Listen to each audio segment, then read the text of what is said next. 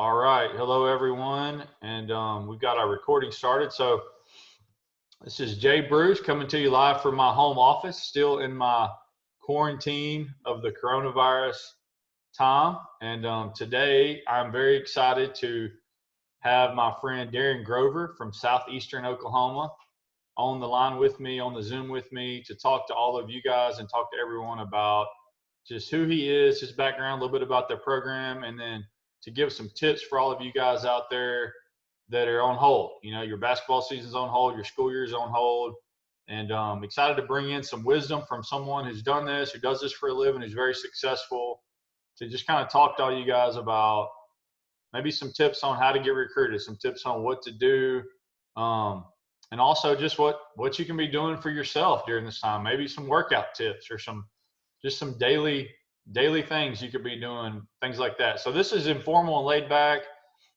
But Coach, we're excited to have you. I'll just tell you this group of girls for Platinum Basketball we've got together this year is an awesome group of kids from all around the state of Texas. We have 21s, 22s, and 23s. So we also have some younger girls that might could see this video as well. This video will be on my YouTube page. So, but anyway, bunch of great girls. These girls, all had really good high school seasons this year.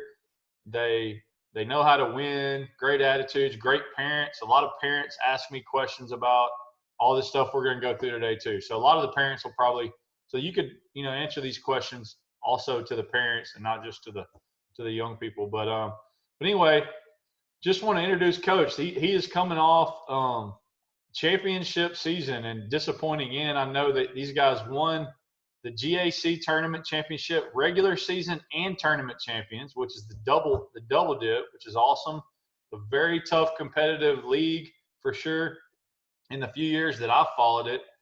And Coach Grover's team had a great year this year, and just right as they were getting ready to start the national tournament, they were not able to play, which is just got to be tough. But anyway, I met Coach Grover because he was able to recruit a young lady, Briley Moon, that was playing on Platinum Basketball, and it's just been a great place for her and for Coach Grover. I think Briley has done well at Southeastern. I know she loves the program. She's been a great fit, and so that's been fun for me to watch her, as she's gone through that process and stuff like that. So anyway, Coach Grover, just introduce yourself. Tell everybody a little bit about yourself as a coach, your career, and we'll go from there with some questions. Well, I appreciate you having me. As a matter of fact, while you were mentioning Briley Moon's name, she just texted me. So I'll give a shout out to Briley Moon there. And I'll start with that. Our relationship started because of Briley Moon, a graduate of Martinsville High School, a Platinum Basketball alum. And largely because, Briley had texted me, or not texted, I'm sorry, emailed me about our school and recruiting, and I went to watch her at a tournament, and to be honest with you, she didn't play very well. And Coach Bruce he emailed me after that and say, I promise this kid can play. I promise she can play. And reluctantly, I went back. I drove. I think that you guys were playing at one of the PSAs, and I can't remember which one it was, but I went up to watch you guys play in a tournament, and in that game, she went 8 for 9 from 3-point range. And I was sold from that point on, and it only got better. I mean, that wasn't the peak of what she did, and she's continued to do that here and been one of the reasons that we had a championship level program this year. In fact, she was the freshman of the year in our conference, not this past year, but the year before that. So a Platinum alum, freshman of the year in the Great American Conference last year, and then this year she's one of the best 3-point shooters in the country. Shot 47% this past year. That's second all time in our program's history. I mean, we're talking about second all time in our program's history. And in my opinion, I've coached a lot of really good 3-point shooters. I mean, I coached a girl that played at University of Oklahoma and then got drafted in the WNBA. I coached that kid in junior college, and Briley is a better 3-point shooter than what that girl was, and that's saying a lot. That she was a great 3-point shooter. But just to kind of fill you in on what my history has been, or what my bio, if you will, I coached in junior college for 10 years. I was fortunate enough to coach at one of the premier junior colleges at the time in the country. And then I took this job because I wanted to coach kids for 4 years. That's really why I didn't want to just coach kids 2 years, because the problem, you saw their development, and then after 2 years you finally get them where you want them, and then you had to wave goodbye to them. And I wanted to see kids develop for 4 years, and that's been satisfying. What I didn't anticipate whenever I took this job was how competitive this level of basketball was. To be real honest with you, junior college, there you kind of have a big gap. You have the haves and the have-nots, and luckily we were a have, and so it was a little easier to win, or a lot easier to win than what this current level is at the Division II level. And you mentioned our conference and how competitive our conference is. This past year, our conference, according to the Massey ratings, which is kind of a metric set up to figure out what conferences are good, what teams are good, our conference was the best in the country this past year when you compare what our conference did versus other conferences. Wow. So extremely competitive level of basketball is Division II. Scholarship limits, there's all kinds of reasons for that, but it's tough. Every single game is a battle. Every night is a battle. And our kids can attest to that, how difficult it is when they go play their games, and we play anywhere from 26 to 28 games in the regular season a year. Every single one of those games are going to be tough. I've coached in junior college 10 years, and I've been at this level at this school for 15. So I've done this a while, and I've seen a lot of kids recruited. The advantage being a junior college coach for 10 years was I had my kids recruited from me from junior college, plus I recruited kids to junior college. So I saw both ends of it, and was able to learn some stuff from that. So that's kind of my history here with Southeastern. What we primarily look toward is North Texas, East Texas, that kind of area. Really the area that you're talking about, that your Platinum kids are from. It kind of makes sense. Just the North Texas area, there's about 7 to 9 million people when you drive south. In the whole state of Oklahoma, there's 4 million. So do the numbers. It makes sense for us because we're located right on the border, right on the Red River. And so it makes sense for us to drive south and try to get kids. And if you look at our rosters, that reflects that. About 75% of our kids are from Texas. So that's really the area that we hit hard. Have you been the head coach there the whole time? I've for 15. Yeah, for the 15 years, I was an assistant in junior college at a place called NEO, which is about 4 hours to the northeast of here. And I was an assistant there for 7 years, and then I was a head coach for 3, and then I got this job, and I've been the head coach all 15 years that I've been here. Awesome. Well, congratulations on a great year. I really do appreciate how everything's going with Briley. I know she's having a great time. So yeah, congrats. I was able to watch these guys play a few times this year, and just a great style of play. They play hard. I love Coach Grover's I'm just a coach. I used to be a high school head coach, and then I'm now doing the Platinum thing. Obviously, there's just certain coaches that you tend to, you just watch them coach, their demeanor, the way the intensity level or lack thereof, things like that. So I've always liked watching Coach Grover over there on the side as he gets after it. So anyway, but talk about, if you don't mind, real quick, just kind of the situation that we're in right now with the coronavirus. If you want to just maybe talk about, what some of your kids are being encouraged to do. What would you maybe recommend these girls be doing during this time? They can't go to a gym. They can't, go to school. Just kind of talk about the current state of our country and our environment we're in. Unprecedented times. Luckily, we're in a time where there's technology is what we're doing right now. At least keeps us connected, at the very least. If they think about if we didn't have these kind of platforms to stay connected, how isolating it would be. But nonetheless, it's still very isolating. And especially, I think that's what people need to be doing right now, hopefully to get this thing over with as quick as we can. With our own players, we're in early April. If this wasn't happening, what we would normally be doing is off-season basketball, off-season conditioning, off-season weight training. We have a strength coach that takes care of the weight training and conditioning parts of it. Obviously, as basketball coaches, we would be doing our basketball stuff with them. We can't. I mean, there's nobody on campus. We're even as faculty and staff, we're even encouraged not to be on campus very much. So what I'm talking to my own team about, and this is per the NCAA, they have certain rules that we can and cannot do. We cannot require our team to do anything.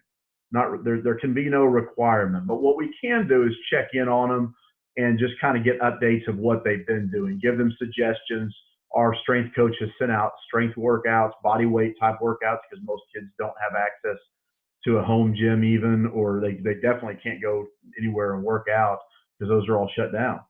So our strength coaches sent them out stuff for them to continue to work and try to stay in as good a shape as they possibly can.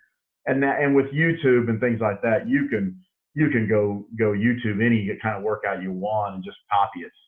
But our strength coach has gone ahead and taken upon himself to do that.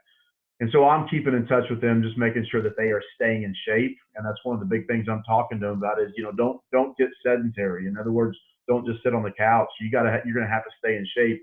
And we know that through body weight exercises and going out and running and doing sprints and things like that, you can easily stay in shape. You don't have to just sit on the couch and watch TV. So I'm having my kids check in on Mondays and Fridays, what their plan is and then what they've been accomplishing during the week to find out exactly from the standpoint of staying in shape. So I would encourage your kids to do the exact same thing. They can't go out and play pickup basketball, but what they can do is whether they got to use YouTube or if they have another means whether they can figure out a workout, they can go out and do those things. I'm not a big one on basketball shape, someone going out and running 5 miles, because I don't think that translates a lot towards basketball. So if they're going to try to do any kind of conditioning stuff, whether they need to be doing short sprints, those kind of things, in my opinion. And I'm not a strength and conditioning person, but I think that makes more sense. Now, if you're somebody that worries more about your gaining too much weight, maybe it would make sense to go out and run, but I don't know that that's the best thing that they can do. But without getting into those details, I think that just, Googling stuff, YouTube, that kind of thing, but just in general, stay in shape. Don't lose all that you had gained during the school year because you're locked down. You can control that. You always control what you can control, and you can control that. From a basketball standpoint, the great thing about basketball is there's a component of basketball where you do not have to have any help at all, and that's ball handling, skill development through ball handling. And it, in my opinion, is one of the most poorly trained parts because it's boring, to be honest with you. I mean, doing ball handling drills is not the most exciting, fun thing to do. Everybody wants to shoot. And I will say this, I think the most important skill in basketball is shooting and finishing shots around the basket. I think those are the most important things you can do. Even if you can't handle the ball, you can if you can finish shots and then you can hit shots, then you can find a place to play. But if you don't have a goal, if you don't have a basketball goal and you can't get into a gym, then you're going to have to use a basketball in some way, and you can go out and work on your ball handling, your skill development. And once again, referring back to YouTube, you could sit here for the next 2 hours and look at YouTube workouts as far as ball handling workouts. They're all over the place. It's a great thing about technology, great thing about the internet. So I would encourage your team to get their basketball, go out in their driveway, sidewalk, walking up and down the neighborhood, and just you work on their ball handling. And again, it's boring. I get it. I understand that, but you can utilize this time and get better. And I would say, and just in general, get creative with whatever you do. Even let's say that number one, if you have the means and you don't have a basketball goal, go buy one, order it off Amazon, have it delivered to your house, put it up, use it.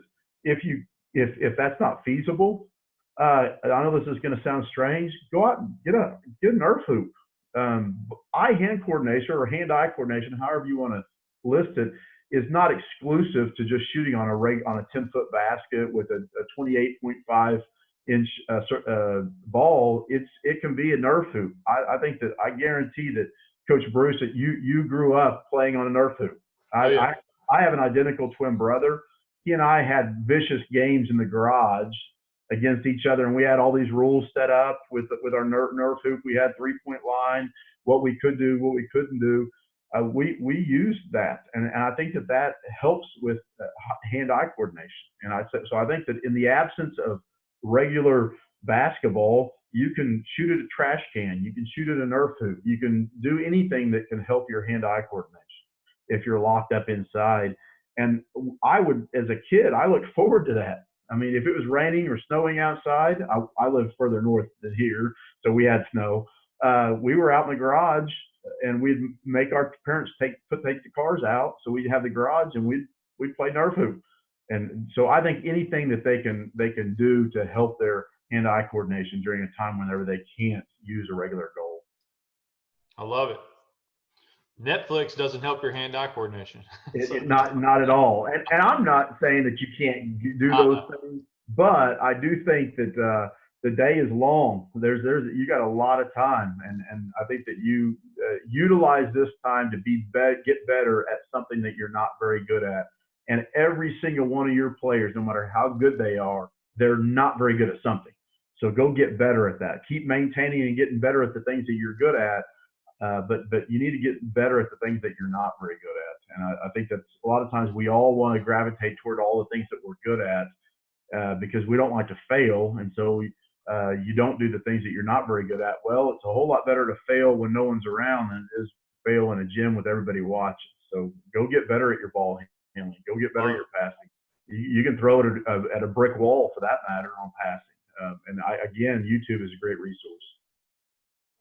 Love it. Perfect. You guys heard him. So definitely can take advantage of this time. You can I always looked at it, and I talked about this with them on a Zoom the other day about they can catch up to the competition during this time. When other girls are going to be lazy, they can make up ground during this time on other people. Because not everybody's going to. I can promise you that not everybody. And a kid that normally would be in the gym may not be as motivated during this time. So yes, make up ground. You can't do the same things as what other people do. You got to go ahead and make up some time. So that's good advice. So let's talk about real quick, Coach, shifting gears about recruiting. So obviously, again, during this time, just kind of, if you don't mind, maybe just give them just your opinion of what they should be doing and I know we have I know it's different for each grade probably. With 21s, it might be different than 23s or whatever, but we have all that on here. But what should they be doing to help themselves get seen or get recruited? A couple things we've talked about: highlight videos. We talked about making those, what to make them, how long, what to put on them, where to send them, what to say, but to be clear, I've even talked to you about this before. I'll just tell you, Coach Grover is one of the first college basketball coaches that I got to be friends with, and so I've called him before and said, hey, what do these guys need to be doing? What do they need to say? Where do they need to send it? I've even asked him, do I need to be calling? So anyway, just talk about that. Obviously, you have a ton of experience, and I appreciate you sharing this before you even share it. But talk about just what they need to do to get recruited. Number one, do the things that we just talked about. Go get better. Be good. If you're good, someone's going to notice you. So number one, if you want to be recruited, go be good. And I think that that skill set is going to be different depending on the level. Everybody wants to play Division I, but you may not have some of the physical gifts that others have. But go be good and be able to shoot, dribble, and pass. This is what I always say about our level.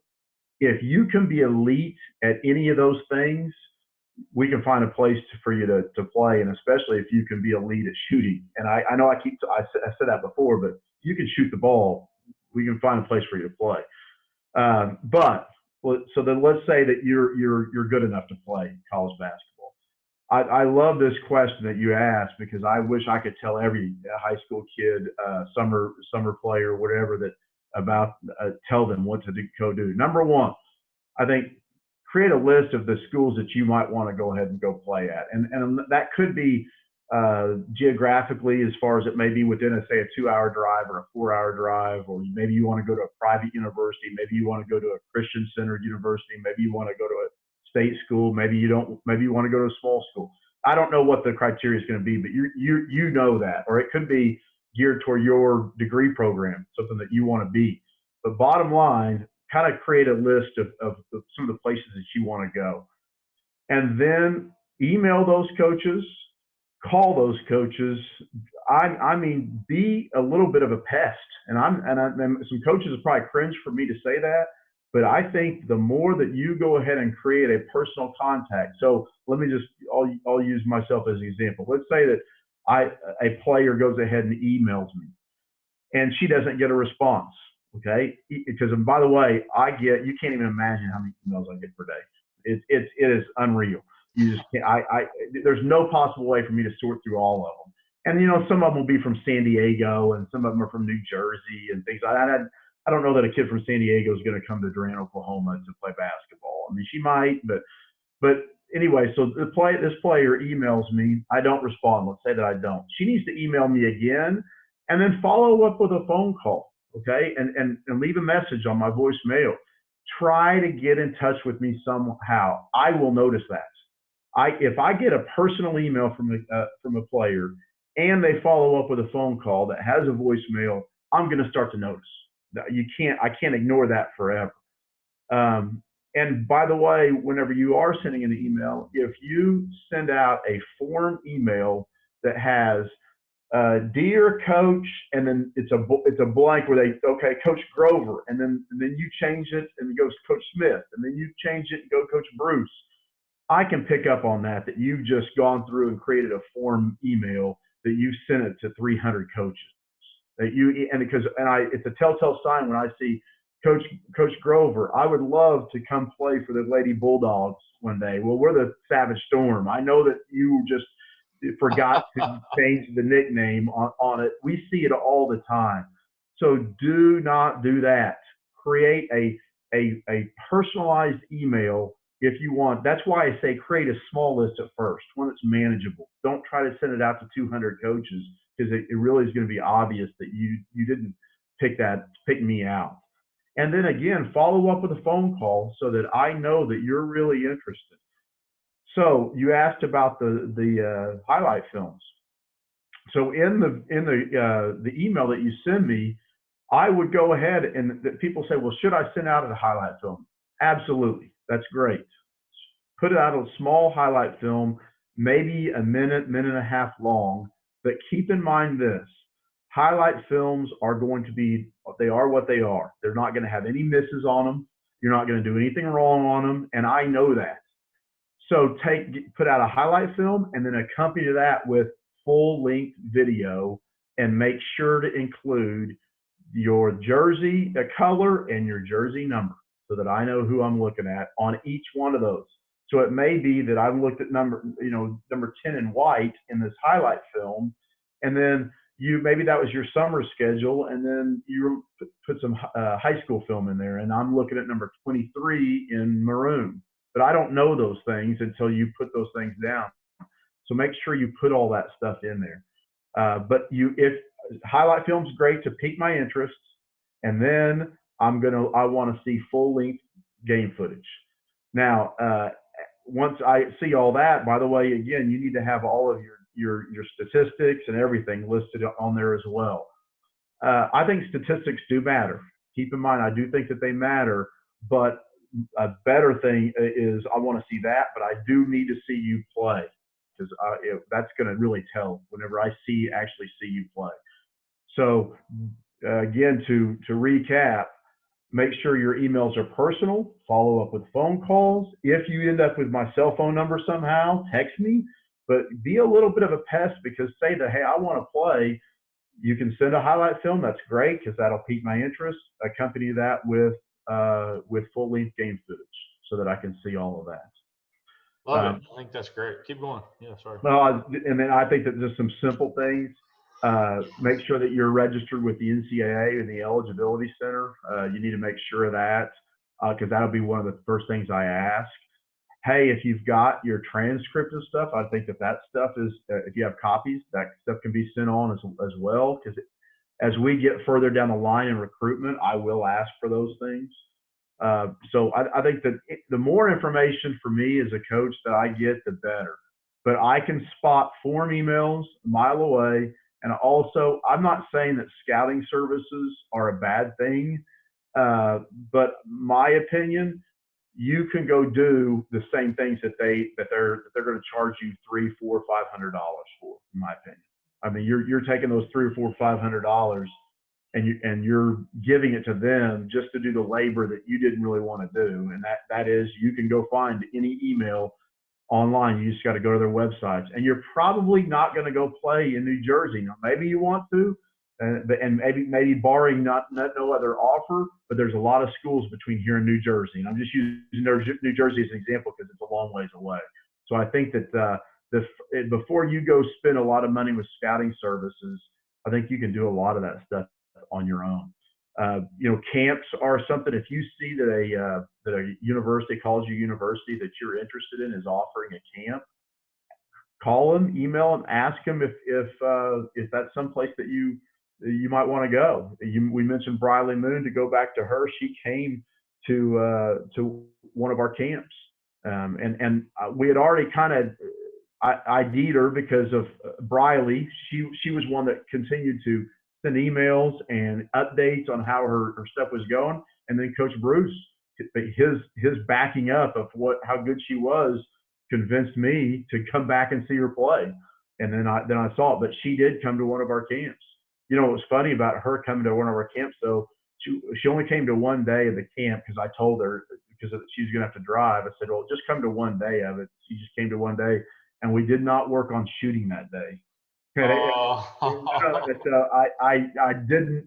I knew then. Eventually, I knew how good a shooter she was, but we didn't work on shooting the day that she came. So, but I think that camps are a good thing to go to as well. Now, the problem with that is it costs money. I mean, in the end, if you can arrange tryouts with coaches, go try out. Absolutely. I mean, if they'll allow you to come in and try out, that's well worth it. Because if you can get in front of them and showcase your skills, that's better than anything, really, because you can always bring film. So. What about grade level? Like, so if I'm a freshman or just coming out of my freshman year, I'm a 2023. Do I need to go ahead and start this up or not yet? What about that? It depends on level. I think the Division I schools, because they have so much bigger staffs than what we do. I mean, their staffs are so much bigger than what Division II and other small colleges, NEI and junior college. I honestly am not going to really look real hard at the 23s unless I have a personal connection with like a summer coach like yourself. Now, I might, you might say, hey, go watch these games. They're of our young kids. But keep in mind, I only have so much time, and I have to spend the time recruiting the kids that are coming up. And so it's difficult for me to go spend time looking at 21s and then go spend some time looking at 22s and then go look at 23s when I'm when I'm at a tournament, and I gotta go around and make sure that I'm looking at the kids that I'm going to be actually recruiting and trying to sign.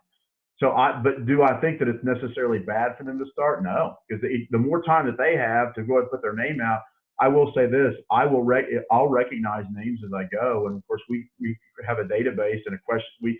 We fill up our database with names. I'll recognize those names as we get closer and closer to them graduating. Now they can't. Those freshmen, they can't come in and try out for us. They can, however, come to our camps, but they can't come in and try out for us.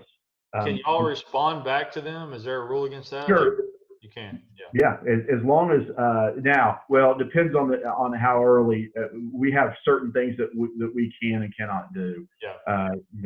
And I'm not going to bore you guys with all the details of what we can and cannot do, but it depends on how old they are, of what we can respond and what we can go at. If they ever want to come on campus though and do any kind of an unofficial visit, they can always do that. We cannot.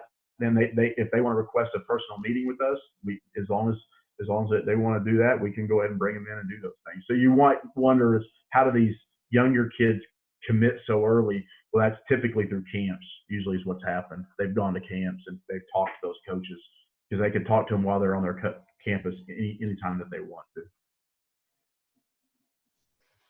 It's good. I'm trying to think. It's pretty covered. One thing I will say is another thing. I think I might have mentioned it earlier. send updates about how you're doing through email. Again, it shouldn't look like a form email, but if how did your high school season go, and how many points did you average, and how's your summer going, and those kind of things. But send those updates. And I know that I mentioned that I get so many emails, but if I scan through there and I notice, okay, this one keeps emailing me and she's letting me know how she does, then again, it goes. It's natural that I'm going to gravitate toward trying to go see her play because I'm becoming familiar with her, and she's showing that she has interest in our school. So it's a better chance that, okay, I'm not just going to recruit this kid that has no interest in our school. I'm going to recruit a kid that has some interest in our school. What about social media? Do you have girls reach out to you and hit you up through Instagram or Twitter? Uh, to be honest with you, I have been late to the game on some of the platforms. In fact, I just recently started to get on Twitter. I've had an Instagram account for a while, and I've had Facebook forever. But do I have some of them hit me up? Yes, I do. They do, and I think that's good. Any way that they can figure out a way that they can get noticed. I think that's the thing that we're talking about here is really just trying to figure out how they can get and to set themselves apart. I think that those things are important. But I don't think that you're not trying to set yourself apart though to 400 or 500 coaches though. I don't think that you want to try to do that. I think that's going to be an impossible thing to try to do. Talk about, coach, just kind of like level of play. So you have all these parents, they're going to probably watch this and they don't really know. They think their kid is a Division One or whatever, I'm sure. And just talk about level of play. Talk about, honestly, in our platinum organization, we have a variety of different, obviously, levels, but there's probably a good chance a larger percentage of these girls, there's 37 girls that are going to play in our club, hopefully soon when we get started. Probably a large percentage of them are not Division One, so there's a variety of D2, D3. Just would you mind just kind of talking about all the levels, including junior college? You have experience there, so. We'll start with we'll start with Division One. I don't know the exact number right now, but there's 300 plus Division One schools in the country. Okay, Division One schools all have 15 full scholarships to give out, so that people understand that. They don't all give out all 15 of those scholarships for whatever reason. I never have understood that, but they don't. If I was a Division One coach, I'd have 14 or 15 kids on my roster every year. It makes no sense to me why you wouldn't give them all out. But that's personal preference. Not everybody's a Division One player. They aren't, and unfortunately, most everybody, that's what they strive for. And I understand that it's name brand. It's a bigger university. You're going to travel to some more exotic locations. You're going to fly to these places. You're probably going to eat at better restaurants. You're going to stay at better hotels, all that stuff. But keep in mind, if you go to a Division One school and if you don't play, you're probably not going to be real happy. And I don't care if you go, you need to be realistic about the level that you are. So a few points of advice. This goes with any college level.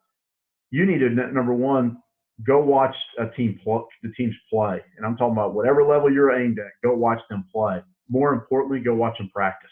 You need to go see, and coaches will let you come in and watch practice, but go watch practice so that you're realistic about the level that you can play at.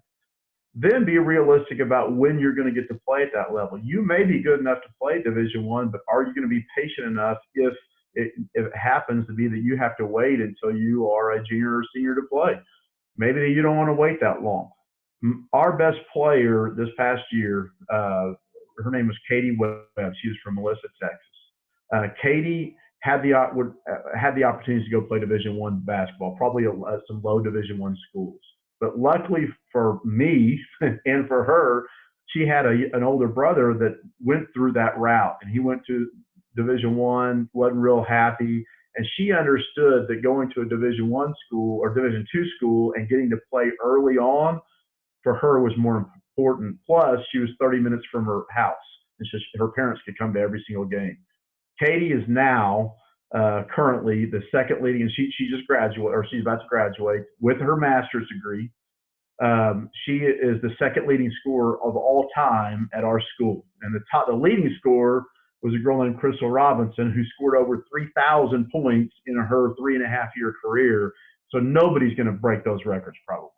So Katie Webb right now is on she's an All-American on 2 different lists. She's our second leading all-time scorer. She'll be a Southeastern Hall of Famer.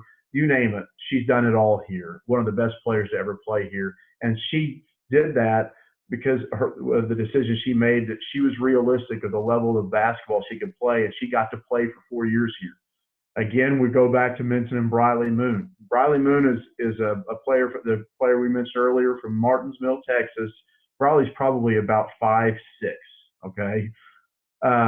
One of the best three-point shooters I've ever been around. Briley, before it's all said and done, I'm going to knock on wood that injury and all that stuff doesn't happen, but Briley will end up being on our career scoring list, and she'll be one of the best players to ever play here because she'll end up scoring well over 1,000 points, etc. And she was realistic about the level of basketball she could play. So I think be realistic about it. If you want to shoot for Division I, great, shoot for Division I. I think that's important. But I think that if you'll be realistic about it and understand by watching those teams play. You mentioned junior college. I'll tell you that this is a question I get asked a lot. Coach, I'm getting recruited by junior college. What's the differences between playing junior college, Division II, Division I, et cetera? When I was a junior college coach, here's what I sold to the kids. Live your dream. If you want to be a Division I player and no Division I schools are recruiting you, then come here to a junior college, play for 2 years, and then you can move on and go to a Division I if you can. I think that that's an option. Plus, junior college, you're probably going to get to play a little quicker than you might if you go to a Division I or Division II, or maybe even an NAIA school. I think that's so. If you want to go to a school that's maybe not recruiting you, junior college may be the route to eventually get to go to that school. And so I had 10 years of junior college. I loved my time. I have nothing negative to say. It's just it's going to be different. And the downside of junior college is you're going to have to be re-recruited, get to know new coaches, get to know new teammates, get to know a new school. So there are some downsides to it as well. But you probably will get to play a little quicker at junior college than you do at Division II school. Understand this, though. If you're getting offers from, I don't care if it's NEI, junior college, Division I, II, III, don't discount any of them, because you're lucky, number one, that you're one of the few players in the country that are getting offered by anybody. And so, keep in mind, only about 3% of high school players get to play college basketball. So just, be happy that you're getting offered and entertain those offers. Listen to what the coaches have to say. They see something in you and they want you to come to their school. Make sure that you are listening to what they have to say. Let me speak real quick to the differences. Division I, II, and III. Division I, 15 full scholarships. Division II, all Division IIs have a maximum of 10 scholarships, and we have to take those 10 scholarships and split them up amongst our team. Some of the players on my team have full scholarships. Some of them have half scholarships. Some of them are walk-ons. They don't get a scholarship at all. If you have academic money, you can put that in there with it. If you get financial aid, you can put that in there with it. I'm talking about federal financial aid. Division III schools, they don't offer any athletic scholarships, just academic scholarships and then financial aid from the federal government and any other kind of scholarships that you might be able to get. But they don't offer any any scholarship money at all from the athletic side. Also, in Division III, the coaches are limited on how much time they can spend with you. So basically, before October 15th, you don't get to spend any athletic time with your coach. And then after the season's over, you don't get to spend I had my light timed out. You don't get to spend any time with your coach after the season's over, as far as athletically. Now you can go in their office and talk to them all you want. Junior colleges typically are about 15. Well, not typical. The most that they can offer out is like 15 full scholarships. But some junior colleges might have as few as 8. scholarships. I mean, it just kind of depends on the junior college. NAIA schools, I believe now they're either 8 or 9 full scholarships, and then they have to split those up. So just so that people understand the differences in scholarships, and that's usually a question that most parents always ask because they're concerned about the finances. How many scholarships? Everybody wants a scholarship. That's a given. Everybody's going to want a scholarship. But one piece of advice I will go to on getting to play, if you have to, go walk on. If you have to, if you can figure out a way to pay for it for a year, go walk on and prove that you're worth a scholarship. I think that's I don't necessarily think that that's feasible for everybody because some people, depending on their finances, may not be able to afford to do that. But if there's a school you really want to go walk on, prove to the coach that you're worth any kind of a scholarship, whether it's a full scholarship or a partial. Love it. It's good. So I guess just, so if you're a girl and let's just say you're a 22, for example, and you don't really know, maybe you think you maybe could play D1 one day, but you're really not sure. They should probably, would you say, pick out a list of maybe a few D1s in our region, maybe a few D2s, maybe even a few D3s? Would you say kind of go get your name with all the above, or I mean? Sure. Yeah. I think it depends on where you're at. Okay. So let's say that I'm a 2022, and I have the ability that maybe I'm a Division I player. I mean, you don't know for sure yet, but I think that I might have that ability. I would definitely then get in touch with Division IIs because, I'm going to be on that borderline edge. There's going to be some Division IIs that are going to start recruiting you. I would go ahead and get ahead of the game and start contacting them. And you always have options until the day that you sign. You haven't spoken for yourself at all. You could go anywhere that you want to go. And so I think that it's definitely leave those options open and get your name out there. And you might change your mind. It may be that your dream is to be a Division I player. Maybe your dream is to play at UConn, and that's great because play for one of the legends of the game. You got a chance to play for a national championship every single year. But then as you get closer to your senior year, you realize that that's not going to be realistic. Well, then you got to go ahead and start figuring out what is realistic. And once you figure that out, then you can really start zoning in on what it is that you want to accomplish. Because again, maybe your dream is Division I, and you're okay with sitting your freshman and sophomore year. But then later, as you get later, say, no, you know what? I want to play earlier. So maybe a Division II is better for you. Maybe a junior college is better for you. It's good. As far as D2, for all these kids in Texas, I mean, we have girls from, the Metroplex, East Texas, Abilene area, basically. Maybe even a little bit outside of that, but that's mostly where our girls are from. As far as Division II, I'm just going off kind of what I know, which is not everything, but the GAC and then also the Lone Star Conference. There are two conferences with a lot of schools. Is there any other conferences in this part of the country for D2 that are? Yeah. Okay. So you mentioned the Lone Star Conference. The Lone Star Conference has all the Texas schools, a lot of the Texas schools in it. The New Mexico schools in eastern New Mexico and western New Mexico. And then they've got some other Oklahoma schools, Cameron and Roger State, Oklahoma Christian, et cetera. Even an Arkansas school in University of Arkansas, Fort Smith.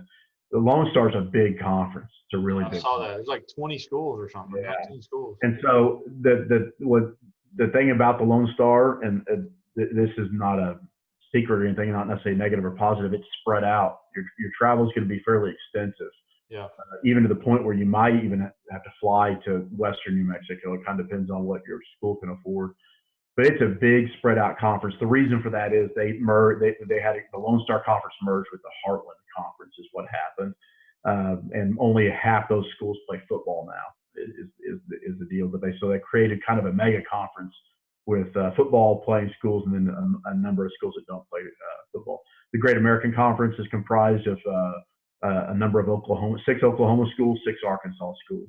Yeah. We travel over to Arkansas and play. We play two teams while we travel over there. So we'll play on a Thursday and then a Saturday, and we stay over there during that time.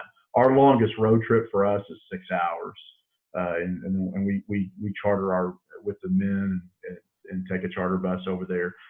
Then you talk about other conferences. The MIAA is comprised of Kansas and Missouri, and then above that is the Northern Sun Conference, which is comprised of the Dakotas and Minnesota schools. So that's actually the Central region, which is what we're part of. That allows us to get into the NCAA tournament. Is comprised of the Northern Sun, the MIAA, the Great American Conference. And then you mentioned the Lone Star Conference. They're in with what's called the RMAC. That's the Rocky Mountain Athletic Conference, which, you just do the logical thing on what who's in the Rocky Mountain Conference. So that, and then you can go down to the Gulf South. I mean,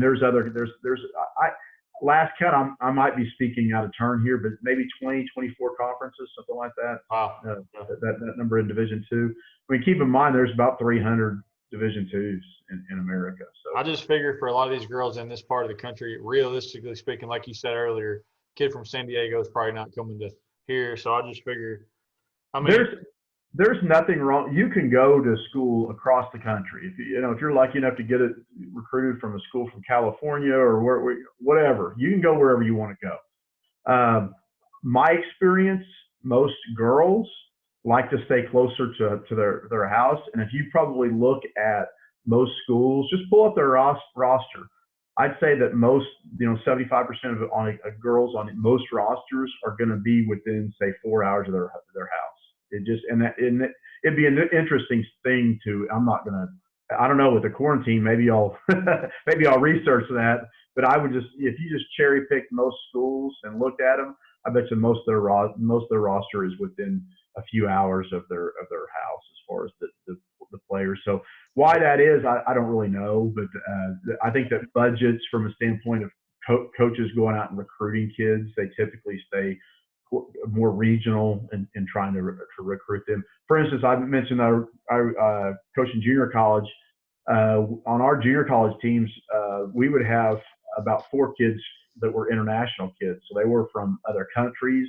And then about a third of our team was from inner city schools or inner city high schools, all the way from Ohio to New York to Chicago. We recruited nationwide at junior college. Well, the reason for that was just simply because there weren't a lot of junior colleges in those areas that offered scholarships. So those kids were willing to go wherever. Well, there's a lot of Division IIs and junior colleges and NAIA schools that offer scholarships in this area of the country. So you don't have to go many states. Have to go far. Yeah. I'd kind of told a few girls about when talking about D2, I said, look up the GAC and the Lone Star, just because I know those two are around here, and look at those. And anyway, but I love it, man. That's great. Appreciate your time. I don't know if you have any other thoughts. I mean, that's pretty much all my questions. We are we feel like at Platinum Basketball we have sort of a certain culture of girls. A lot of times they're from smaller towns. Generally, we tell them we have a culture of we're going to play defense harder than everybody else in the summer. It's just kind of how we are. All of our coaches literally have been coaches for a living at some point, so it's not not being mean about anybody else, but it's just not some random person out coaching one of our teams. It's real coaches. So we're excited. We got a bunch of new girls this year. We're fired up about getting started, chomping at the bit. Hopefully we can start soon. So when we do, hopefully we can see some Southeastern coaches at our games. Well, I'll be there. I think all of us want to get this thing going. We're already missed some tournaments, and it's not already. We're about to miss some tournaments at the end of April, so that's unfortunate. But hopefully we'll get through this whole thing, which we will. This too will end. We'll get through it and hopefully get back to some normalcy at some point. But I look forward to whenever you guys are going, getting to see you guys play. Awesome. Well, thanks so much, Coach. I'm going to stop the recording. I'll just say I know that I'm going to get tons of parents and young people that text me, thank you so much, thank you so much, thank you so much. So just on behalf of all of the Platinum Basketball organization, I know they're all very appreciative of your time. You got a lot of different things you could be doing. So thank you very much for spending this time. So I'm going to stop the recording.